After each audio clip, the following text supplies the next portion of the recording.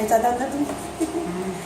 I hope you all are fine and would be having great time in your life. Allah आप सबकी मुश्किलें आसान करें और आसानियत करें।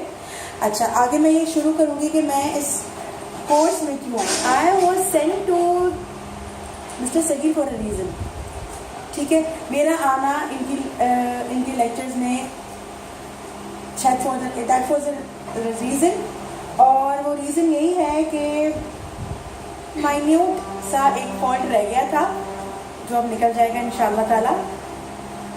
तो कि वो मुझे आइडेंटिफाई कुछ तकलीफ दे तरीक़ों से कराया गया, वो नहीं भूलूंगी मैं, और इंशाल्लाह तो कोशिश करूंगी कि सर भी वो चीज़ें आइंदा रिपीट नहीं करेंगे अगर वो बेटरमेंट लाना चाहते हैं अपने लेक्चर्स में। ठीक है, मेरा जो एरिया था वो यही था कि इन्होंने कहा कि मेरी सोच में कुछ इशू है, तो I guess at the end I want sir Sajid to say कि यस मैं चेंज लेके आई हूँ और उन्होंने ऑब्जर्व किया है। और बाकी के आपने मुझे जो स्टेट बताए, आई गेस आपने मुझे 4 to 5 स्टेट बताए थे इंसान की। सबसे पहले डिनायल था और सबसे आखिर एक्सेप्टेंस था।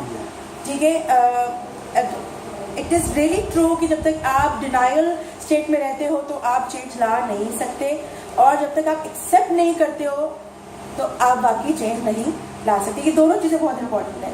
डिनाइल है तो चेंज नहीं आएगा, एक्सेप्ट नहीं करोगे तो चेंज नहीं आएगा।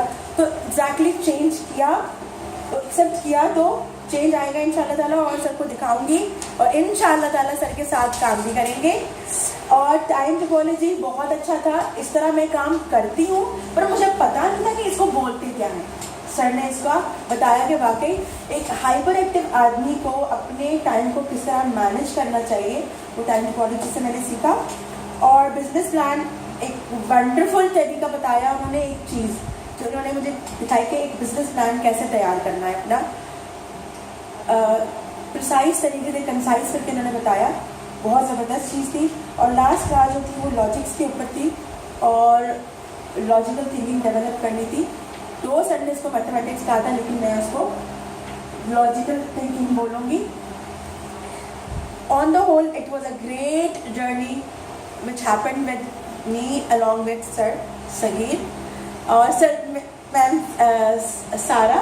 वो तो रीज़न है एग्जैक्टली मेरे लाने वाले तो मैम सारा ही है इनको यहाँ पर, और हमें यहाँ लाने वाली मैम सारा ही, इन्होंने हमें कन्विंस किया था।